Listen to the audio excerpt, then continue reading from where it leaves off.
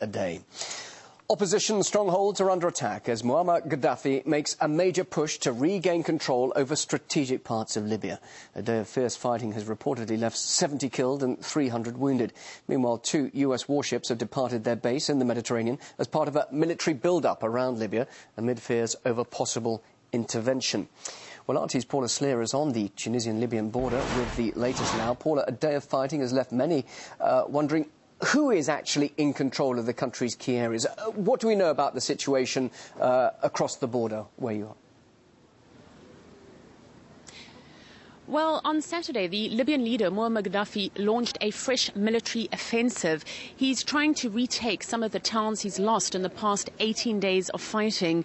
There were some 70 people killed. Those are the latest reports we're receiving, and more than 300 people injured, with reports of airstrikes and live ammunition and growing fears that Libya is descending into civil war. Most of the fighting is centered in the east of the country, around the town of Zawiyah, which is some 50 kilometers from the capital, Tripoli, and also in the oil-rich port of Ras Lanuf. Now, in Ras Lanuf, the latest reports there suggest that rebel leaders are in control, slowly making their way towards the capital city of Tripoli. In Zawiyah itself, at dawn, the Gaddafi forces launched an attack. They fired mortar shells, they used machine guns, and throughout most of Saturday, heavy fighting happened there. The latest word we have from the rebel leaders themselves is that they remain in control inside the town. And we're hearing from government forces that they're in control around the perimeter. Now, this is an important town because it is so close to the capital. And if the rebels are able to maintain a presence there, they will have a better chance of attacking Tripoli. It is interesting, though, that some of the pictures we're showing you here on RT have actually been distributed by the Gaddafi regime. It's really trying hard to present its version of events.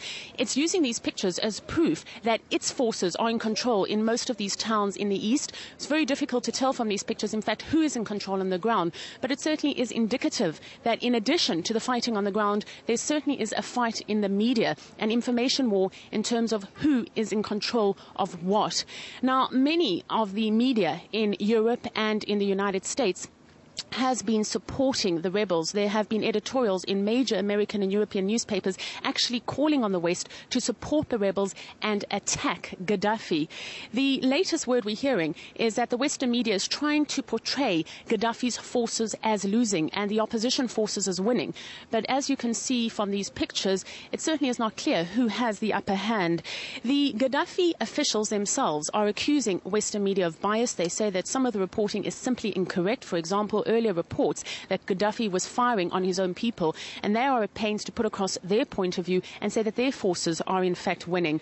It is interesting to note that foreign journalists have actually been banned from entering Libya since the attacks and the protests began. So it's very difficult to get some kind of independent information out from there. There are also analysts who are putting forward the opinion that the Western media is so anti-Gaddafi because he has taken such a strong stand in the past against Western interference in developing countries. Paula, US and UK forces are now on high alert, ready to step in at any moment, according to reports. Now, what does the possibility of foreign intervention mean to the people you've been hearing from there? Well, the latest word from the British government is that it is confirming that it is considering and is on standby to deploy its forces within 24 hours. It says that these forces will be used for humanitarian and evacuation purposes and not for any kind of military intervention.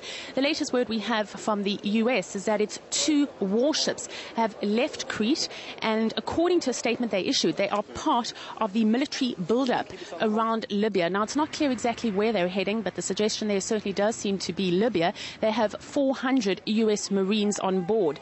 We also know that 2 American planes have landed in Tunisia. They are reportedly here for humanitarian efforts, but people here are questioning this whole thesis, this whole argument that this international interference is for humanitarian purposes. People here I'm talking to very worried that it's a convenient excuse for some kind of military intervention from countries abroad. We also know that France and the United Kingdom are putting pressure on the United Nations Security Council to make a decision on a no-fly zone. This certainly is something that Libyans here do not support, as I found out when I spoke to people around the border. This is the road out of Libya. But it's also the road that lines the pockets of hundreds of Libyans who make their living selling fuel in Tunisia for 10 times the price they paid back home. Libyan Gaddafi are one. Allah, Muammar and Libya. Long live Gaddafi. Let him stay in power for life. And as much as some may support Gaddafi, other Libyans despise the United States. The U.S. will not enter Libya. What rights do they have? They don't. Ahmed is Libyan. For days he's been trying to get through the Tunisian side of the border to check up on his family who are on the other side. He knows some of them have been injured. The answer, he says, is not with foreign intervention. The people, Libyan people, they don't want another army come in Libya. But foreign nations seem to be giving little concern to what Libyans themselves actually want. The debate for a no-fly zone is continuing, and US warships are sailing not far from the Libyan coast. America come help Libya, not for Libyan. They help Libyan for petrol, for gas, for this is a problem. If the US, Britain and other countries get involved, it will not be the first time that scenes like this are used to justify military intervention. But people here are against foreign involvement. They know well the price that is often paid for so-called humanitarian assistance. History has shown that humanitarian aid in any war zone is more often than not thinly disguised military aid. During the war in Bosnia, it was discovered that UN trucks delivering aid were in fact transporting military equipment. In Afghanistan, the very weapons America gave to the Taliban in the early 80s came back to haunt the US Army following its 2001 Afghan invasion. So it's no wonder Libyans, whether they support Gaddafi or not, are united on one issue. They want the world, and America in particular, to stay out of their affairs. Paul Islia, RT, Raz El Jadir on the Tunisian-Libyan border. Well, as the threat of US intervention in Libya looms closer, some experts believe foreign action is now virtually imminent. Radio host Stephen Lenman told me earlier that Washington is directing the crisis.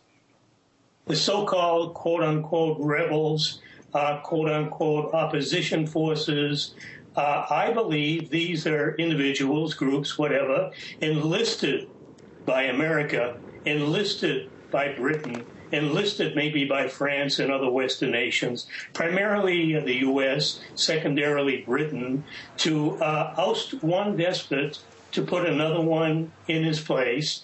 And the Libyan people, I must say, are a lot more savvy than Americans are, because they know what U.S. intervention means. They know what humanitarian means when America says we're coming to do this for you. It has nothing to do with humanitarian aid, nothing to do with democracy, nothing to do with helping the people. It's to colonize them, exploit them, steal their resources, brutalize their people, colonize the country by one means or another, either direct occupation, Iraqis, Afghans know all about that, or set up a puppet government it controls and colonize it that way. But it's to exploit Libya